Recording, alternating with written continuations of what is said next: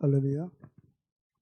네, 함께 말씀 보겠습니다. 요한 1서 3장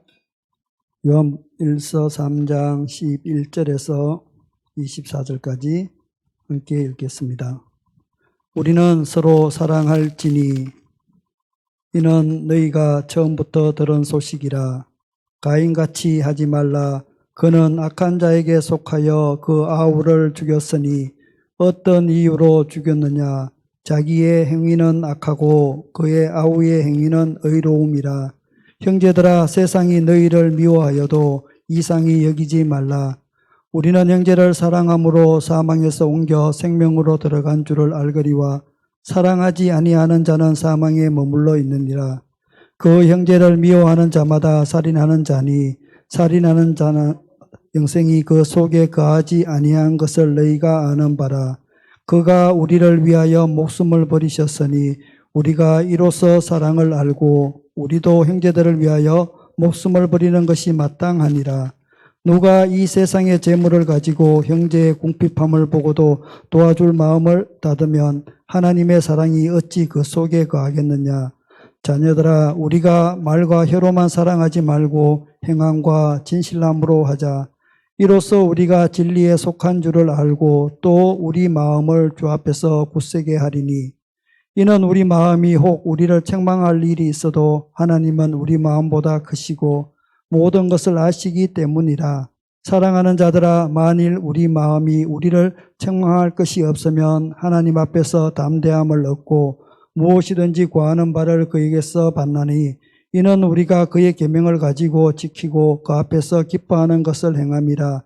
그의 계명은 이것이니 곧 그 아들 예수 그리스도의 이름을 믿고 그가 우리에게 주신 계명대로 서로 사랑할 것이니라. 그의 계명을 지키는 자는 주 안에서 거하고 주는 그의 안에서 거하시나니 우리에게 주신 성령으로 말미암아 그가 우리 안에서 거하시는 줄을 우리가 아느니라. 아멘. 아멘. 네, 목사님, 전주에는 해남 함께하는 교회, 또 오늘은 서울 비전센터에서 또 예배를 드리고 그곳에서 함께 은혜를 나누고 있습니다. 요한계시록이 계속 이어지고 있고 이기는 자에 대한 말씀을 가지고 함께 나누고 계속 있는데요. 계시록에서는 이기는 자에 대한 말씀을 하고 있고 우리가 그 이기는 자가 되기 위해서 어떤 마음으로 이겨야 될까? 그것이 이제 최근에는 우리가 계시록 2장의 말씀을 나누고 있습니다. 그래서 이기는 자라는 개념을 한번 한국 국어 사전적인 의미로 한번 보면은 이긴다는 의미가 우리가 영어로 쉽게 얘기하면 어떤 싸움에서 이긴다. 위너가 되겠죠. 그죠? 위너라는 개념이 있고 또 다른 개념은 극복하다 이런 개념, overcome이라고 영어 성경은 그렇게 설명을 하고 있는데 성경에서 말하는 우리가 2장과 3장에서 이기는 자의 개념, 요한계시록에서 말씀하고 있는 이기는 자는 어떤 사람일까? 그래서 쉽게 그냥 싸움에서 이기는 그런 의미가 아니라 모든 고난과 환난과 역경을 이기고 난 다음 그것을 다 지나고 승리하는 그 마지막에 이기는 자, 그 이기는 자의 개념으로 저는 그 이기는 자를 이렇게 항상 묵상을 하고 있습니다. 오늘 우리가 참 어수선한 그런 세대 가운데 있습니다. 뉴스에 그렇게 우리가 영향을 받은 것이 아니라 북한은 지금 미사일을 쏘대고 있고 또 한쪽은 또 이런 그런 사태들이 벌어져 있고 또 경제는 경제대로 지금 금리가 막 이제 하늘 높은 줄 모르고 치솟고 있고 원달러 환율은 사상 최대로 지금 올라가 있는 그런 상황이고 한마디로 계시록에서 말하는 마지막 때의 징조와 같은 현상들이 곳곳에서 많이 일어나고 있다는 것이죠. 그래서 그것이 지금 당장의 그런 마지막 때의 징조라기보다는 그런 현상들이 일어나고는 있는 것이지만 그것이 첫 번째 일이냐 둘째 일이냐 이런 개념으로 바라보기보다는 이것을 통해서 하나님이 우리에게 주시는 어떤 계시는 무엇이고 하나님이 우리에게 주시는 사인은 무엇일까? 이런 면에서 한번 접근해 볼 필요가 있다는 것입니다. 전쟁을 하든 아니면 경제의 어려움이 겪든 이런 것이 하나둘 지금 이렇게 우리를 둘러싸고 있는 환경들이 이전보다는 더 어려운 상황으로 가고 있고, 지난 주말에 벌어졌던 그런 일들, 그런 것을 바라볼 때 지금 우리가 살고 있는 이 세대가 정말 소돔과 고모라의 때보다도 더하지 않다는 것을 우리는 깨달아야 된다는 것이죠. 우리가 알고 있는 이 세대와 진짜 우리가 생각하는 것보다 더 이상 지금 세대가 악하다는 것입니다. 상상도 하지 못할 일들이 지금 우리 경주나 대구는 좀 시골이라서 그런지 모르겠지만 서울 같은 데는 진짜 이런 일들이 너무 우리가 진짜 상상을 할 수 없는 그런 일들이 벌어지고 있다는 것이죠. 그럼 우리가 이것을 바라보고 그 사람들에 대한 어떤 그런 저주하는 아니면 기도하는 그런 마음도 필요하겠지만 이 세대를 향해서 지금 이 시간에 하나님께서 우리에게 주시는 사인은 무엇일까? 우리가 이것을 다시 한번 기억하고 이 나라, 이 민족, 우리 다음 세대 앞에 우리 집사님 기도의 제목처럼 이 세대를 향한 우리 다음 세대를 향한 그 기도가 정말 필요하다는 것입니다. 그래서 우리는 더 기도해야 된다는 것입니다. 우리가 기독교적인 관점에서 그런 일들이 엄난한 일들이고 뭐 그런 일들이고 그런 관점에서 보는 것도 뭐 틀린 건 아니지만 지금 이 세대에서 그런 얘기 꺼냈다고 하면 큰일 나겠죠. 그렇지만 그런 관점이 아니라 하나님이 우리에게 주시는 사인은 무엇일까? 그런 관점에서 우리가 이 세대를 향해서 다시 한번 이 민족을 향해서 다시 한번 기도했으면 좋겠습니다. 우리 다음 세대가 참 중요합니다. 지금 다음 세대가 참 중요한데 우리 다음 세대들이 보고 자라는 것이 무엇일까? 그래서 우리가 다음 세대를 위해서 기도해야 할 이유는 다 다음 세대들이 있잖아요. 그죠? 장성한 자녀들은 또 결혼하면 다음 세대가 날 것이고 우리 다음 세대들이 보고 듣고 행하는 것이 무엇일까? 그래서 교회 안에서 교회 학교도 다니고 집에서 믿음 안에서 다니고 있지만 쟤들이 또 우리가 보는 것 외에는 또 엄청난 일들이 있을 수가 있어요. 그래서 우리 부모님들은 또 우리 손자, 손녀를 가지신 할아버지, 할머니들은 날마다 우리 자녀들을 위해서 기도해 줘야 됩니다. 지금은 정말 그 기도가 필요할 때예요. 바쁘다고 그러지 마시고 매일 머리에 안수하고 예수 그리스도의 피로 보혈로 덮어주고 기름 부음을 항상 그곳 우리 자녀들 세대 가운데 흘러보내줘야 됩니다. 지금 우리 자녀들이 학교에서 무슨 일이 일어날까 우리 지사님은 얼마나 아시는지 모르겠어요. 상상을 초월한 것들이 지금 중학교 들어가면 다 하겠죠. 하윤이 때는 다 하겠죠. 고등학교 들어가면 좋은 애들이 요번에 몇 살입니까? 10대, 20대들이. 우리가 생각하는 그 이상 이 세상은 음란하다. 이 세상은 소돔과 고모라보다도 더 음란할 수도 있다. 그래서 우리가 이것을 정말 붙잡고 기도해야 됩니다.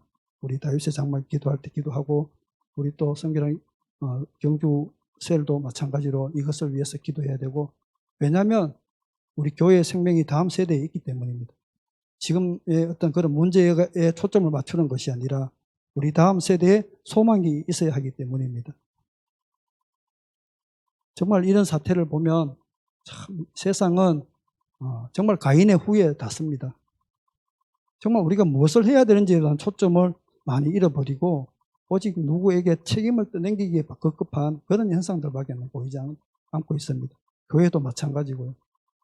추모를 하고 뭐 애도를 하고 물론 좋죠. 그런데 과연 우리는 무엇을 해야 될 것인가 하는 그런 쪽에서 우리가 더 한번 우리 자녀들의 세대를 돌보며 자녀들의 세대를 위해서 다시 한번 기도하는 그런 시간이 되었으면 좋겠습니다.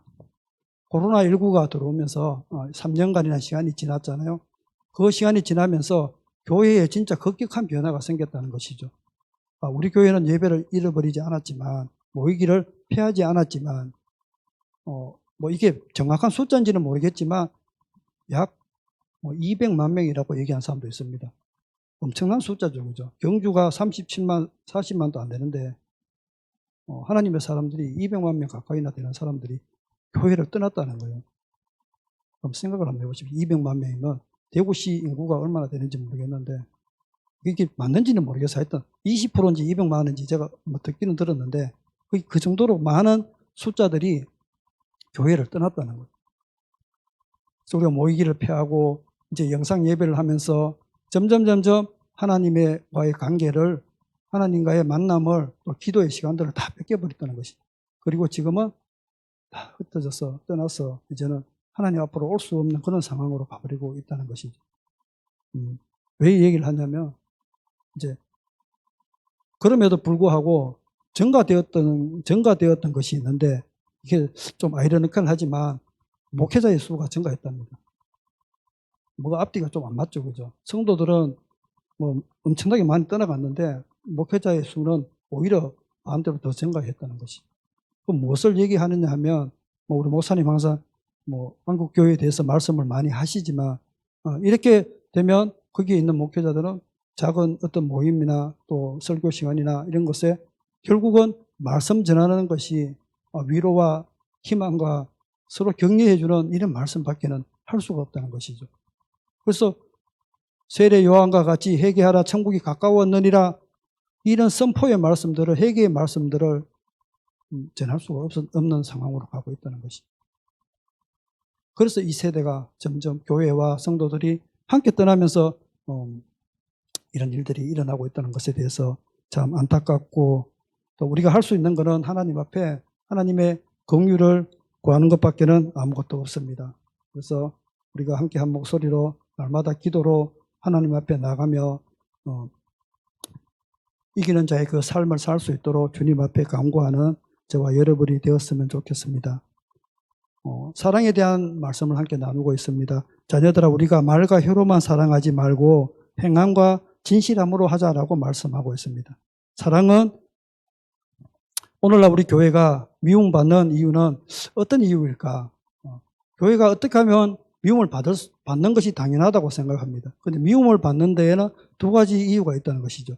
하나는 우리가 정말 너무 사랑하고 너무 우리가 하나님을 사랑해서 세상 사람들이 우리를 미워하는 경우가 있고요. 하나는 우리가 사랑해야 되는데 사랑하지 않고 날마다 싸우고 있으니까 사랑하지 못하니까 교회가 그것을 두고 세상 사람들이 손가락질을 한다는 것이죠. 미워한다는 것이죠. 그러면 우리는 지금의 우리의 시대는 어느 쪽에 해당될 것일까? 우리가 너무나 교회가 교회다워서 정말 세상 사람들이 우리를 싫어하는 것일까? 아니면 교회가 교회다워야 되는데 교회답지 않아서 세상 사람들이 우리를 싫어하는 것일까? 그래서 우리가 사랑이라는 이 관점을, 이 단어를, 이 말씀을 다시 우리가 한번 생각해 봐야 된다는 것이죠. 우리가 기독교는 사랑이다고 우리는 성경에서는 수없이 말씀하고 있고 우리가 고등학교만 되면 그 책에서 각 세계 종교를 다루면서 기독교에 대해서 10계명이 무엇이고 기독교는 사랑의 종교라는 것을 세상 사람들이 다 알아요. 세상 사람이 다 알기 때문에 기독교는 사랑이라는 것을 알기 때문에 그 말씀을 지키는지 안 지키는지를 세상 사람들 우리를 향해서 보고 있다는 것이죠. 그래서 우리의 삶이 예수 그리스도를 드러내는 사랑의 삶을 살아가느냐 아니냐 이것을 세상 사람들이 우리를 비교하고 또 이것을 보고 있다는 것이죠. 그래서 우리가 진짜 사랑하는 예수님을 사랑하는 삶을 살아가느냐 아니냐는 우리보다 세상 사람들이 어떻게 보면 더 잘 알 수 있다는 것입니다. 그래서 우리 왜 우리가 사랑을 해야 할까? 형제 사랑은 우리가 하나님의 자녀임을 드러내는 것입니다. 말씀에서 하나님은 우리에게 하나님 사랑, 이웃 사랑을 하라고 그 계명을 우리에게 말씀해 주셨습니다. 형제 사랑의 의미는 무엇일까? 형제 사랑은 우리가 믿지 않는 형제들도 있지만 또한 함께 믿음 안에 있는 우리의 믿음의 공동체들도 동일하게 우리 형제죠. 그래서 우리가 그런 형제를 사랑하는 그 사랑이 바로 우리가 하나님의 자녀됨을 드러내는 것입니다. 우리가 교회를 열심히 봉사하고 헌신해서 우리가 그 사망에서 생명으로 옮겨지는 것이 아니라 우리가 형제를 사랑함으로 하나님 사랑함으로 이웃 사랑함으로 그것이 사망에서 생명으로 옮겨진다고 요한 1서에서는 그렇게 말씀하고 있다는 것입니다. 그럼 우리가 어떻게 사랑해야 될까? 너무나 잘 아는 말씀이지만 요한복음 3장 16절의 말씀처럼 하나님이 세상을 이처럼 사랑하사 하나님이 어떻게 우리를 사랑했을까? 그죠? 가장 사랑하는 아들 예수 그리스도를 십자가에 못 박혀 죽으심을 통해서 우리에게 그 사랑을 보여주셨다는 것이고 오늘 본문의 말씀에처럼 우리가 우리의 목숨을 바쳐서 우리 형제를 사랑하는 것이 마땅히 하나님이 세상을 사랑하는 것과 같은 동일한 사랑이라는 것입니다. 그래서 우리가 어떻게 사랑하면 될까? 그래서 우리가 담대하게 하나님 앞에 사랑함으로 나아가야 된다는 것입니다. 사랑할 때 우리는 진리에 속한 줄을 알고 주께서 우리 안에 계심을 확인하게 됩니다. 우리 안에 허물이 있어도 우리 안에 계신 주님으로 인해서 우리가 담대하게 하나님 앞에 나아갈 수 있다는 것입니다. 사랑은 믿음을 더하고 그 믿음은 소망을 불러일으키기 때문에 믿음, 사랑, 소망이 항상 함께 있다고 말씀하고 있습니다. 예수님이 말씀하신 사랑의 교훈은 무엇일까? 첫째는 세상의 형제자매를 사랑하며 살아가야 한다고 요한 1서 3장 13절에서 15절의 말씀하고 계십니다. 세상의 형제자매를 사랑하며 살아야 한다. 이 형제자매가 나의 사랑하는 부모, 형제도 포함되고 함께 동역하는 우리 형제 동역자들도 포함되겠죠. 간증을 이제 한 가지를 하게 되면 저희 집에 이제 어머님이 와 계시는데 여기서 어머님은 저희 장모님이십니다. 올 7월 달이죠. 원래 이제 아들이 서울에 있어서 해마다 이제 그 건강 검진을 서울에 가서 이제 건강 검진을 했는데 아버님이 돌아가시고 이제 혼자 있으니까 그렇게 안 가시더라고요. 안 가시고 또 뭐 몸도 안 좋고 우울증 증세도 있고 이렇게 해서 한 3년 넘도록 이제 건강 검진을 안 했습니다. 안 하고 있다가 저에게 이제 그런 감동이 와가지고 원래 제가 이제 7월 달에 건강 검진을 하도록 이제 하기로 이제 그 계획이 돼 있어서 이제 권사님하고 하는데 이번에는 어머님하고 같이 했으면 좋겠다. 그래서 이제 7월 10며칠인가 했던 그때 이제 예약을 해놓고 건강 검진을 하기로 했는데 이제 때마침 그때 제가 코로나가 걸렸어요. 그래서 코로나가 걸려서 건강 검진이 못해서 이제 9월 달로 다시 이제 추석 쉬고 가면 좋겠다 싶어서 9월 달로 이제 건강 검진을 예약을 해놓고 기다렸습니다. 기다리고 이제 건강 검진 날을 되어서 이제 3명이서 같이 이제 건강 검진을 하러 갔는데 하고 난 다음에 3일인가 있다가 이제 병원에서 전화 왔는 거예요. 그래서 우리 어머님을 막 찾더라고요. 전화를 안 받는다고. 전 말씀하시라 했더니 또 뭐 사위라고 말을 안 하대요.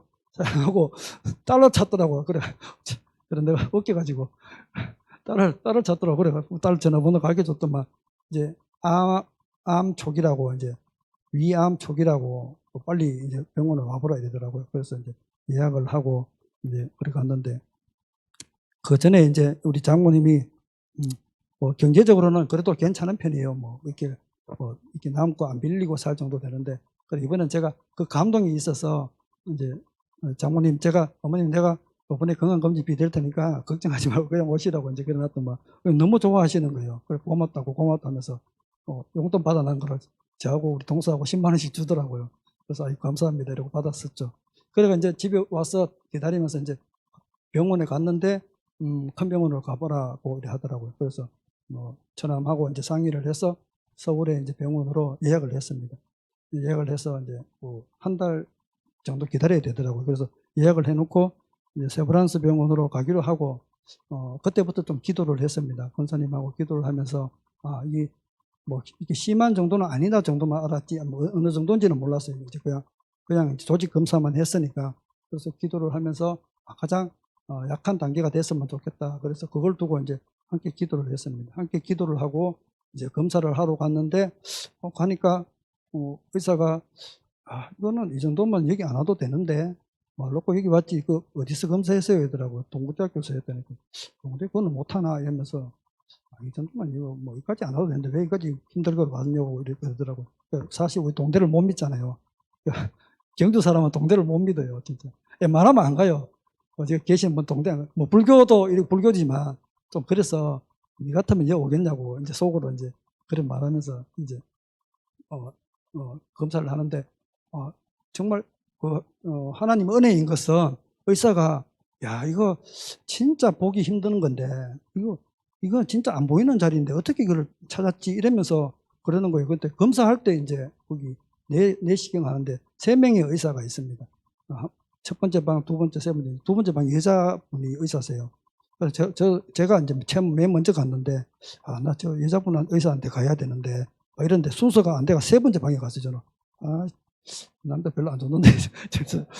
예전에 하는데 막 하면서 언뜻 수면 마취가 깼는데 막 자기들끼리 싸우면서 막 아픈 거예요. 여기가, 뒤에가. 그때 막 짜증이 막 났어요. 그래가 막 따지려고 했는데 수면이 돼 있으니까 깨니까 잊어버렸어요. 그래서 깨니까 잊어갖고 나중에 생각이 난 거예요. 그래가 야, 이번엔 저 방으로 가면 안 되는데 내가 저 방에 여자분한테 가야 되는데 이제 이렇게 생각하고 있었는데 수면돼 가지고 세 번째 방으로 간 거예요. 그래가 마치고 나왔는데 저도 용종이 좀 많이 있었어요. 그래가 용종 띄고 큰 거는 이제 얼마 전에 이제 띄는데 그래 어머님이 희한하게 또 그 여자 선생님한테 갔는 거예요. 그래 나중에 마치고 오니까 많은 사람들이 얘기하기를 이제 그분이 잘하신다. 근데 그분이 그렇게 보신 거예요. 뒤에서 이래 보니까 억수로 상세하게 다른 환자분들한테 설명해주고 기록도 잘해주고 그러면서 그래 서울 갔는데 이제 그 얘기를 하시는 거예요. 그 얘기를 하시면서 아 진짜 이거는 보기 힘드는 건데 은혜다. 다음에 가면은 음료수 한 마서 사줘야 되는데 그렇게 감사하더라고요. 그래서 야 이렇게 기도하고 그것을 두고 기도하니까 하나님께서 직접 개입을 하시고 그것을 만져주시더라고요. 그래서 1차 이제 검진하고 나서 2차는 이제 서울 가서 1차 검진하고 나니까 이제 실제로 이 안에 있는 것을 어떻게 수술할 것인가 또 봐야 된다 이러더라고요. 그 1차하고 갔다가 또 내려왔다가 또 올라가서 이제 하니까 이거는 많이 좀 괜찮은 편이라서 일단은 열어봐야 되겠지만 내시경으로 열어봐야 되겠지만 아주 그 윗부분만 있어서 내시경으로 수술해도 되겠다 이러더라고요. 그럼 내시경으로 수술한 거는 이제 보통 이틀 정도, 3일 정도만 입원하면 퇴원을 해요. 그리고 우리가 일로 넣어가지고 수술을 한다는 얘기죠. 내시경으로. 아니면 복강경해서 잘라내거든요. 그래서 위암은 거의 반 이상을 잘라내요. 일기만 되면 반을 잘라내기 때문에 사실 잘라내면 힘들거든요. 사람 생명에는 지장이 없지만, 그래서, 이제 지난주에, 그렇게 이제 내시경으로 수술을 하고, 생각했던 것보다는, 잘 된 것 같아요. 그래서 한 4cm를 잘라내서 조직 검사를 이제 하고, 이제 다음 주에 이제 또 올라가야 되는데, 그렇게 이제 기도를 하면서, 이제 첫 번째 이제 수술하기 전에는 권사님하고, 이게 가장 낮은 단계로 수술하게 해달라고, 내시경으로 수술할 수 있도록 해달라고 그렇게 기도를 했습니다. 그렇게 기도를 하고 이제 갔다 와서 이제 수술을 하고 왔는데, 어제 이제 권사님이 저한테 이제 고백을 이렇게 하는데, 어머님이 이제 어제 이렇게 말씀을 하시더래요. 수술하러 이제 서울 올라갔는데, 우리 채영하고 두 사람이 이제 병실에 갔어요. 권사님은 직접 못 들어가고, 한 사람은 코로나 검사하고 같이 있을 수가 있어서, 이제 채영 이름이 미경이고, 권사님은 수경이거든요. 미경이하고 같이 이제 병실에 누웠는데, 밤에 꿈을 꾸신 거예요. 밤에 꿈을 꿨는데, 어머님이 이제 겉으로는 표현을 안 하는데, 물론 일기지만, 암이라는 거는 나이가 들면 무섭잖아요. 저는 대장 그거 하나 뛰는데도 병원에 혼자 누워 있으니까, 별의별 생각 다 들더라고. 혼자 이래 있으니까 영 그렇더라고요. 그래가 마음도 그렇고 그런데 어머님도 가기 전부터 약간 며칠 전부터는 이제 기분도 별로 안 좋더라고요. 그런데 수술 전날에 밤에 이제 꿈을 꿨는데 하얀 옷을 입은 여자가 피를 팍 이렇게 흘리면서 어머님한테 오시더래요. 오시더만 와가지고 이래 보더만은 니는 안 되겠네. 수경이가 있어서 안 되겠네. 이러면서 수경이가 있어서 안 되겠네. 이러면서 너 어머니한테 가야 되겠다. 외할머니, 권사님, 외할머니가 이제 지금 요양병원에 계시는데, 너 어머니한테 가야 되겠다. 그렇게 피를 먹여 흘리면서 이렇게 돌아가시더래요. 그래, 그 얘기를 이제 어머님이 여태까지 말을 안 하셨어요. 말을 안 하고 어제 권사님한테 이제 그 얘기를 한 거예요. 하면서 또 권사님이 또 가만 안 있었겠죠. 이제, 그래, 아버지 만나려면, 천국 가려면은 예수 믿어야 된다고 이렇게. 나는 안 믿을란다. 나는 안 믿을란다. 이러면서 그냥 이렇게, 끝까지, 아직까지는 그래요. 그런데, 우리 집에 오셔서 지금 몇 달을 이렇게 계시면서 정말 이렇게 많이 치유가 되셨어요. 이 우울증이나 이런 부분들이 간혹적으로 이제 이렇게 시리에 빠지고 우울증 증세가 조금 나타나는 경우는 있는데 정말 치유가 많이 되셨어요. 그리고 항상 기뻐하고 이렇게 그렇게 하려고 막 이렇게 노력을 하는데 그걸 왜 제가 이제 맹점은 그거죠. 우리 어머님이 그 꿈을 꾸었다는 거예요. 기도가 하는 게 이제 뭐냐면 권사님이나 저나 이제 교대로 우리가 어머님들을 위해서 감사 헌금 드리면서 기도를 매일 적는데, 직접적으로 복음을 이제 잘 안 받아들이니까 우리가 기도했던 게 뭐냐면, 하나님, 우리 어머니 꿈속에서 예수님 만나게 해주세요. 꿈속에서 예수님을 보고, 내가 예수 믿어야 되겠다 하는 마음을 주세요. 그것을 왜 기도를 했었습니다. 그걸 이제 권사님하고, 권사님은 그렇게 기도하고, 저는 이제 그런 식으로도 기도 많이 적어서, 하나님 앞에 그렇게 기도를 했는데, 이것은 어떤 징조냐 하면, 하나님이 어머님을 이제 만지기 시작했다는 거죠. 그래서, 하나님이 시작하셨구나. 이것은 시작이다. 그러면 이것을 두고 더 우리가 기도할 때에 이제 어머님이 거부할 수 없는 복음을 이제는, 그래서 예수 믿고 정말 저 천국의 소망을 이루어 나가겠구나. 그런 확신을 이제 받게 되었어요. 그래서 어제 이제 그 얘기를 권사님한테 들으면서 둘이서 정말 하나님은 정말 진실하신 분이시다. 정말 1.1핵도 거짓이 없는 분이시구나. 우리의 기도를 들으시는 분이시고 그 기도를 행하시는 분이시구나. 그래서 부모님을 위해서 기도했던 그 하나하나가 조금도 이렇게 겉으로 가지 않고 정말 하나님께서 다 기억하시고 그것을 만져주시는구나. 정말 하나님께 그렇게 영광을 돌렸습니다. 이 간증을 통해서 우리가 함께 아직도 믿지 않는 우리 부모님도 계시는 분도 계시고, 우리 또 믿음을 가지고 계시는 우리 부모님은 얼마나 또 마음이 편하겠어요. 그런데 또 믿지 않는 부모님은 얼마나 또 우리가 그 마음이 아픕니까, 그죠? 돌아가시기 전에 예수 믿고 천국의 소망을 이루어야 되는데 그만큼 아픈 게 없잖아요. 우리가 무엇으로 무찔러도 잘해주기보다는 다른 것보다도 하나님을 만나는 그것이 가장 큰 효도이자 우리가 해야 될 사명이지 않습니까? 그래서 함께하는 우리 성결한교회 모든 지체들도 예수 부모님들이 예수 믿고 그렇게 천국의 소망을 이루어가도록 서로를 위해서 또 기도해주고 또 각자가 그렇게 하나님 앞에 기도하면서 하나님께서 어떻게 일하시는지 그걸 보는 것도 가장 큰 재미랍니다. 여러분들도 그 은혜를 누리시기를 예수님의 이름으로 축복합니다. 그래서 제가 이제 사랑을 얘기하면서 이 간증을 했는데요. 그렇습니다. 우리가 어떻게 사랑하느냐에 따라서 어떻게 하나님의 사랑을 우리가 나누느냐에 따라서 하나님께서 그것을 그대로 이루어져 가시더라는 것이죠. 믿지 않는 부모였지만 또 육의 부모였지만 하나님 말씀대로 그렇게 그 씨앗을 뿌리고 날마다 그 씨앗을 뿌려가면서 그 눈물의 씨앗을 뿌렸던 결과가 이제는 조금씩 눈에 보이는 그것이 얼마나 감사하고 하나님의 영광이 되는지 모르겠습니다. 요한일서 3장 예수님처럼 또 목숨을 내놓기까지 사랑해야 한다고 예수님은 16절에 말씀하고 있습니다. 그가 우리를 위하여 목숨을 버리셨으니 우리가 이로써 사랑을 알고 우리도 형제들을 위하여 목숨을 버린 것이 마땅하니라. 예수님은 십자가에서 그렇게 목숨을 버리시기까지 우리를 사랑해 주셨습니다. 우리는 예수님의 그 희생을 통해서 예수님의 사랑을 알고 우리가 예수님의 그 사랑을 경험함을 통해서 그 사랑을 우리가 다른 이들에게 나누어 줄 수 있다는 것입니다. 그래서 그의 죽으심으로 예수님을 따르는 우리들이라면 마땅히 그렇게 형제들을 사랑하며 살아가야 한다는 것입니다. 한 걸음 더 나아가 예수님께서는 사람이 친구를 위하여 자기 목숨을 버리는 것이 가장 큰 사랑이라고 요한복음에서도 말씀하고 있습니다. 목숨을 버리기까지 그렇게 닮으라고 우리를 말씀하고 계십니다. 우리에게 이렇게 사랑을 강조하고 가르친 것은 연약한 육체의 성정으로서 이런 사랑을 하기가 쉽지 않기 때문입니다. 그렇지만 그럼에도 불구하고 우리는 반드시 그 사랑을 나누어야 하는 것이 바로 우리의 사명이라는 것입니다.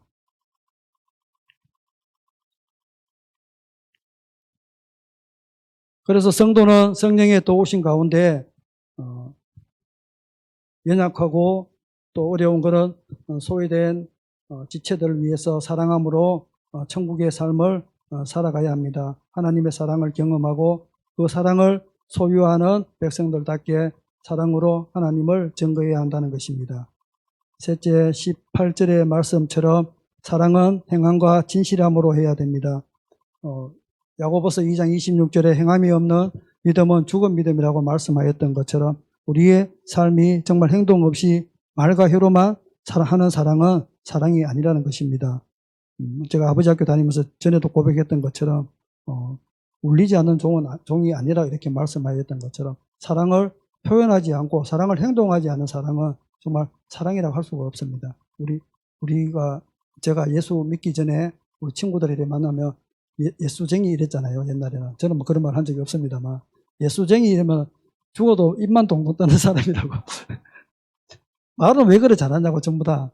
친구들이 보면 교회 다니는 친구들 말 진짜 잘하거든요. 이 친구들이 우스갯소리를 보면 이 예수쟁이들은 죽으면 입만 동동 떠다닌다면서 그런 말을.